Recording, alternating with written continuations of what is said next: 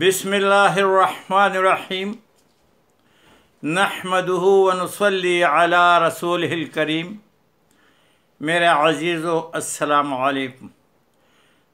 अल्लाह ने ये कायनात पैदा फरमाई है और इसमें सबसे ऊंचे दर्जे का मखलूक़ात में से वो इंसान है। अल्लाह ताला ने इंसान को अपने दस्ते कुदरत से बनाया है और बाकी मखलूक़ात को अम्र कुन हो जा तो वो हो गए। जैसे कुरान शरीफ की सूरत यासीन के आखिर में फरमाया गया है, व इज़ा अरादा शैअन अन यक़ूल लहू कुन फ़यकून। जब अल्लाह का इरादा हो जाता है बस वो चीज़ वजूद में आ ही जाती है। एक इंसान है जिसको ये ख़ुसूसियत हासिल है कि अल्लाह ने अपने दस्ते कुदरत से पैदा बनाया है, फिर इसमें रूह फूंका है। तो फिर अल्लाह ताला ने इंसान को ऐसे नहीं छोड़ा बल्कि इसकी रहनुमाई के लिए 1,24,000 कम बेश अम्बिया को महफूज फरमाया और हर अम्बिया के कुछ साथी दिए ताकि उनकी मदद करे। जैसे आप बार बार सुनते हैं कि मूसा अलैहिस्सलाम की मदद जो है अल्लाह ताला ने अपने भाई हारून अलैहिस्सलाम से की, और ईसा अलैहिस्सलाम की जो साथी थे उनको 12 साथी थे, उनका नाम हवारियून कहा जाता है उनको। और नबी करीम सल्लल्लाहु अलैहि वसल्लम के जो साथी थे उनको अस्हाब कराम अजमाइन उनको कहते हैं। भाई ये ऐसे लोग थे, अल्लाह ने जो नबी करीम सल्लल्लाहु अलैहि वसल्लम को ऐसे साथी सहाबे कराम दिए थे कि आदम अलैहिस्सलाम से लेकर क़यामत तक ऐसे इंसान फिर दुनिया में कोई नहीं आ सकते। ये जानिसार थे, अपने से ज़्यादा नबी सल्लल्लाहु अलैहि वसल्लम के साथ मोहब्बत करने वाले थे, दीन पर पूरे चलने वाले थे, हर कुर्बानी के लिए तैयार थे, जानिसार थे। ज़िंदगी को मौत जो है उससे मौत को अफजल समझा ज़िंदगी से, और शहादत को अच्छा समझा दुनिया में रहने से, गुर्बत को बेहतरीन समझा मालदारी से। और फिर देखो उनके जो नक्श कदम पर जो चलेगा, नबी करीम सल्लल्लाहु अलैहि वसल्लम ने फरमाया मेरे सहाबे कराम सितारों के मानिंद है, जो भी उसकी इक़्तिदा करे, उनकी पैरवी करे, उनके कहने पर चलेंगे तो वो कामयाब होंगे, मंजिल तक पहुँचेंगे। मंजिल क्या है? जन्नत है। इंशाअल्लाह हम अल्लाह से उम्मीद करते हैं कि और दुआ भी करते कि या अल्लाह हमें सहाबे किराम नबी सल्लल्लाहु अलैहि वसल्लम और अल्लाह के अहकाम को पूरे मानने वाले बना दे और हमें जन्नत फ़िरदौस दे इनायत फरमाए। और फिर उनमें मुख्तलिफ उनके किस्से कहानियाँ जो हकीकत है आजकल जो वो हमें पढ़ाए जाते हैं या किताबों में, अहादीस की किताबों में पढ़ते हैं, हमें यकीन नहीं आता कि ऐसा भी हो सकता है। हज़रत अबू बकर रज़ियल्लाहु अन्हुम जब वो खलीफा बने, नबी करीम सल्लल्लाहु अलैहि वसल्लम से दुनिया से रखलत फरमा गए, तो दूसरे दिन जो है वो बाज़ार में गया, हाथ पर 2-3 चादरें रखे और बाज़ार में जाता रहा। मदीना शरीफ के आगे से हज़रत उमर जो है वो सामने आए, उसने पूछा कि ये क्या कर रहे हो? उसने कहा देखो तुम्हें पता है कि मेरा कारोबार तिजारत है, इसी से मैं कमाता हूँ और इससे मैं खाता हूँ। उसने कहा आपकी ज़िम्मे तो सारी उम्मत मुस्लिमा की ज़िम्मेदारी आ गई, आप कैसे इसको कर सकते हैं? तो उसने कहा फिर मैं क्या करूं, बच्चे तो खाएंगे पिएंगे, भूखे तो नहीं रहेंगे। तो उन्होंने कहा चलो। वो फिर हज़रत अबू उबैदा रज़ियल्लाहु अन्हु जो नबी करीम सल्लल्लाहु अलैहि वसल्लम उसको अमानतदार कहते थे, अमीन का लक़ब उसको दिया गया था, बहुत अमानतदार थे और वो बैतुल माल के उस वक्त इंचार्ज थे। तो कहते चलो उनके पास जाते हैं। वहाँ उनके पास है और भी सहाबे किराम था, उनके साथ मशवरा किया कि भाई ये तो काम अभी बिगड़ जाएगा, अगर ये सारा दिन तिजारत करता रहेगा तो लोगों के फैसले हैं, ये अज़वाज के लिए तैयारी है, बहुत बड़े बड़े काम है, ये कैसे होगा? तो उनने मशवरा किया कि भाई ऐसा करते हैं کہ جو جتنے مہاجر آئے تھے مکہ شریف سے، ان کے کوئی نہ گھر تھا نہ در تھا نہ زمین تھی نہ کوئی کاروبار تھا، بہت مفلسی کے وقت گزار رہے تھے. کہتے جن کے گھر میں کے حساب سے ان کو جتنا بھی یہ سے ملتا ہے تو اتنا ہی جو ہے اس کو بھی حضرت ابوبکر رضی اللہ عنہ کو بھی اتنا ہی ملے گا. تو جناب اس پہ جو فیصلہ ہو گیا، پھر اس کو وہ اتنا لیتا رہا. ایک دن اس کی بیوی جو ہے نا، اس نے عرض کیا کہ یا امیر المومنین، مجھے تو کچھ میٹھا کھانے کی خواہش ہوئی ہے. دیکھو بادشاہ ہے، کتنا اللہ نے اس کو کتنا رتبہ دیا. تو بیوی پوچھتی ہے کہ مجھے کچھ میٹھا کھانے کی چاہت ہوئی ہے، تو میں تھوڑا تھوڑا یہ جتنے یہ اب مجھے بیت المال سے ملتا ہے تھوڑا تھوڑا بچاؤں گی. تو کچھ دنوں کے بعد تھوڑا بچا کے تھوڑا سا بنا. تو پھر اس نے کہا کہ میں بچا گئی تو اس سے میں کوئی میٹھی سی چیز بناتا ہوں. حضرت ابوبکر نے فرمایا کہ نہیں، تجربے سے پتہ چلا کہ ہم اتنا جو ہے زیادہ ہمارے استعمال سے اتنا مال زیادہ ہے، پھر بھی اس نے میٹھا نہ بنایا اور اس کو بیت المال میں جمع کیا، اور بیت المال والے کو اس کو بتا دیا کہ آج کے بعد اتنا ہمیں کم دیا کرے. یہ ہے امیر المومنین. آج کل ہمارے امیر المومنین بنے ہوئے مسلمان ملک کے جو لا الہ الا اللہ محمد رسول اللہ کے نام سے بنا ہوا ہے، کروڑوں روپے لیتے ہیں غریبوں سے لے کے اور امیر کہتے ہیں اور وہی کہتے ہیں.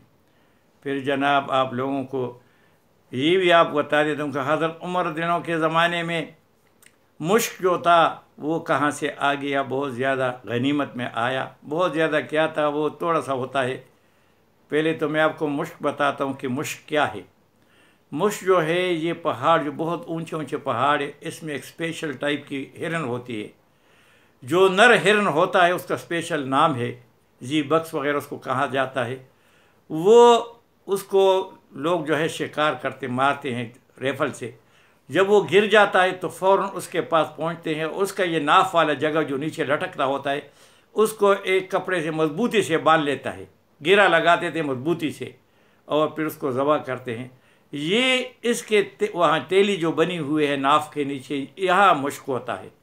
یہ بہت قیمتی ہوتا ہے، لاکھوں روپے کے حساب سے اس کا ایک تولہ ملتا ہے. پھر یہ جو سینٹ بناتے ہیں، جو اسپرے بناتے ہیں مشک والے، اس میں ایک ذرا سا الکوہل میں ڈالتے ہیں اور اس کی بڑا زبردست خوشبو ہوتی ہے.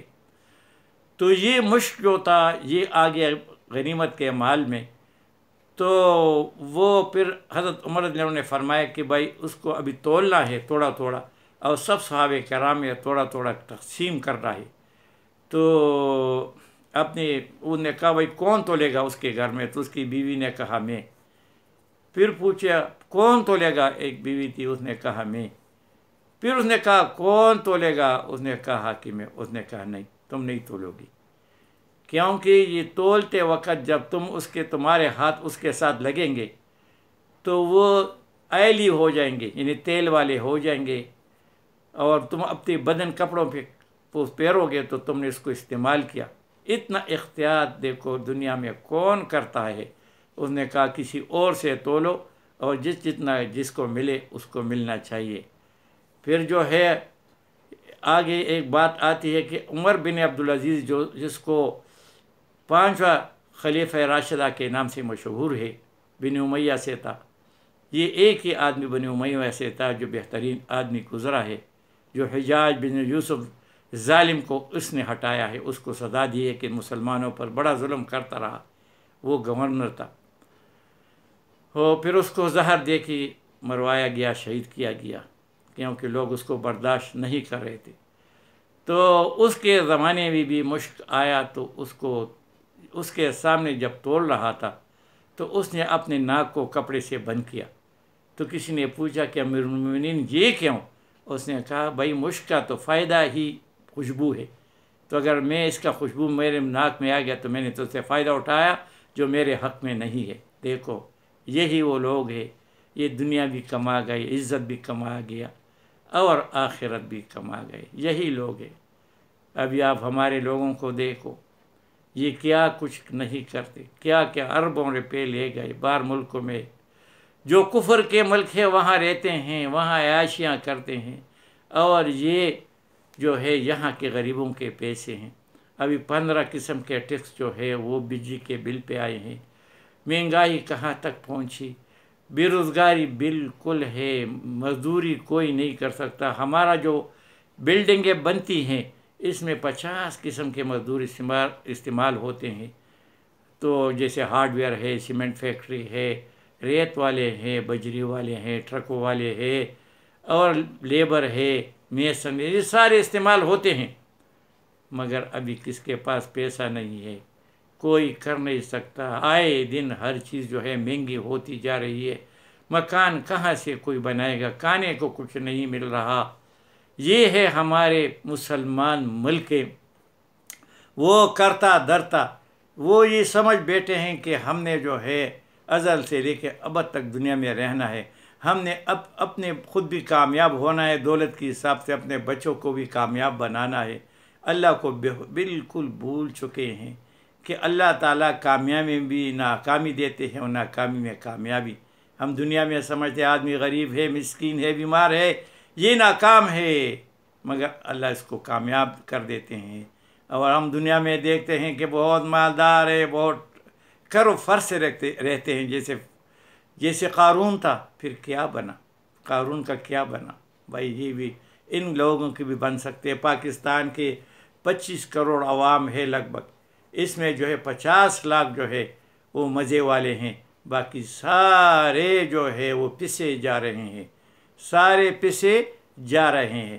ابھی اگر ہم سوچیں، اگر ہمارے فیصلے IMF میں ہوتی ہے، اگر وہ بجلی کا ریٹ وہ لگاتے ہیں اور ہمارے جو ہے کرایہ وہ لگاتے ہیں، ٹیکس وہ لگاتے ہیں، سب کچھ وہ لگاتے ہیں، تو پھر ہمارے وزیر خزانہ کی ضرورت کیا ہے؟ اس بڑے عملے کی یہ کیا کرتے ہیں؟ یہ بھی ذرا بتا دے، یہ بتا دے کہ یہ کیا کرتے ہیں؟ کچھ بھی نہیں کرتے۔ اگر اس طرح بند دروازوں کے اندر ہمارے ملک کے فیصلے ہو رہے ہیں تو پھر یہ کابینہ کی ضرورت کیا ہے؟ یہ وزیروں کی ضرورت کیا ہے؟ وزیر اعظم کی ضرورت کہ ویسے پیسے خرچ کرنا ہے، دفعہ مار ان کو گھر بھیجو اور جہاں فیصلے ہوتے وہاں سے کرتے رہو۔ بہت سے دنیا میں ہو رہے ہیں، یہ ہمارا ملک پہلا نہیں ہے، یہ ہم جو مار کر رہے ہیں ان کی وجہ سے، یہ سیاسی اور بند کمروں والے آپس میں لڑ رہے ہیں۔ دفعہ مارو، دور ان کو ہر ایک کو قطار میں کھڑا کر کے چنگیز خان کی طرف سرے ہٹاؤ، بس جو اچھا ہے برا ہے، زیادہ سے زیادہ جب استحکام آئے گا، یہ ایک آدمی حکومت چلائے گا 20-25 سال۔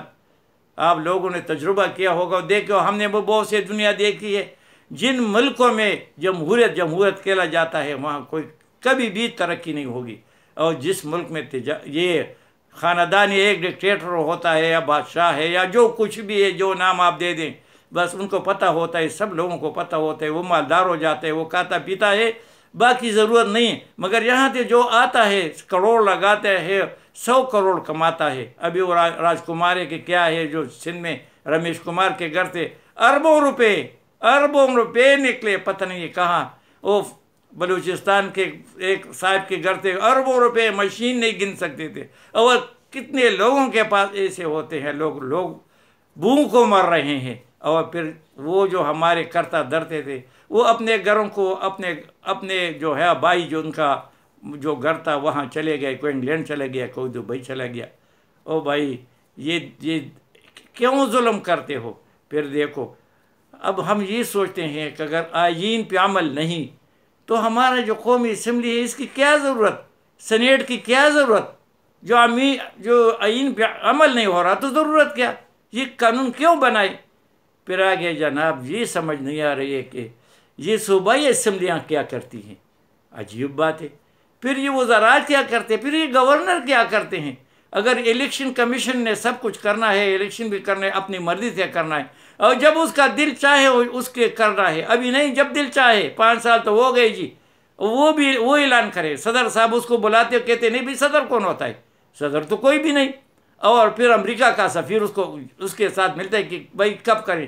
اگر ہمارے فیصلے الیکشن کے امریکہ کی سفیر کریں گے، اور ہمارے وزارت خزانہ اور ٹیکسوں کے فیصلے اور بجلی کے بل کے فیصلے IMF نے کرنے، بھئی اسے پوچھیں گے تو کریں گے. اچھا اسے تو پھر تم کس مرض کی دوا ہو جناب؟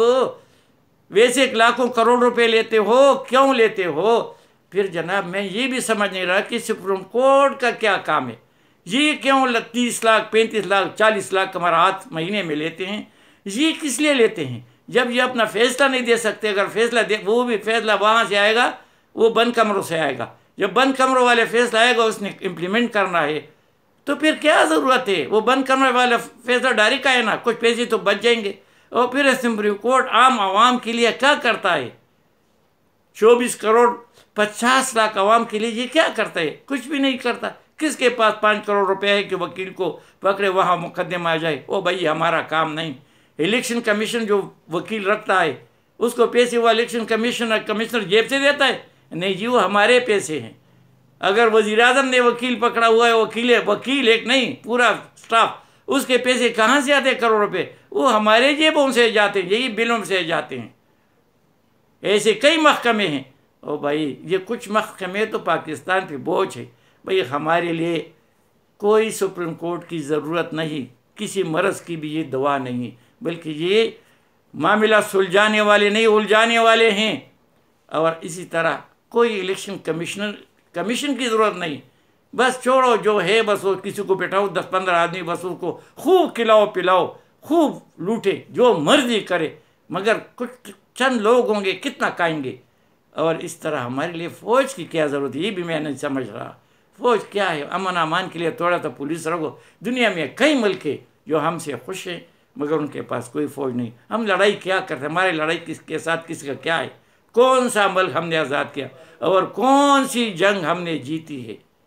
ایک جنگ، سارے جنگوں میں شامل ہوا ہوں، اور ایک جنگ میں تھا اس پہ میں نے پہلے بار بتاتا ہوں کہ میں اس جنگی قیدی بنا، 3 سال وہاں گزارے. ہم نے کیا ملا؟ ہمیں کس کو کیا ملا؟ کچھ بھی نہیں ملا. عیاشی کرنے والے اوپر تھے، وہ ادھر ہی بیٹھے تھے، وہ ادھر عیاشی کرتے ہو. یہ اپنے آپس میں بندر بانڈ میں لگے تھے، اور ہم 3 سال جو ہے زمین پہ سو کے ریت والا کھانا کھا کے. اور کیا حال ہمارا گزرا؟ میں 20 سال کا تھا. بس یہی حال ہے. تو یہ میری سب سے گزارش ہے کہ خدا کے لیے جو کرتا درتے جو بند کمروں میں بیٹھے ہیں وہ اٹھے، ہاتھ میں ڈنڈا پکڑے اور ثواب والا کام یہ کرے کہ جو بھی سر اٹھائے اس کے سر پہ مارے. ایسے نہیں سر دور پھینک کے. یہ کوئی سپریم کورٹ ضرورت نہیں ہے، یہ کوئی جناب ہمارے اسمبلیوں کی ضرورت نہیں ہے. جب قانون پہ عمل نہیں ہوتا قانون بنانے کی ضرورت کیا ہے؟ اور اس طرح جناب الیکشن جب کرنا نہیں ہے، اپنی مرضی سے کرنا ہے، تو الیکشن کمیشن کی ضرورت کیا ہے؟ اور اس طرح گورنر جو ہے ایسے بادشاہ بنا پھرا ہے، تو اگر پیسے اس نے لوٹنے تو ویسے لوٹے. تو یہ جو ہے ہمارا جتنا پاکستان کا نظام ہے، اگر یہ نظام اس طرح رہا تو یہ تو 75 سال ہو گئے، 7500 سال بھی ہو جائیں تو ترقی ہمیں بالکل نظر نہیں آ رہی ہے. یہی ہم روئیں گے.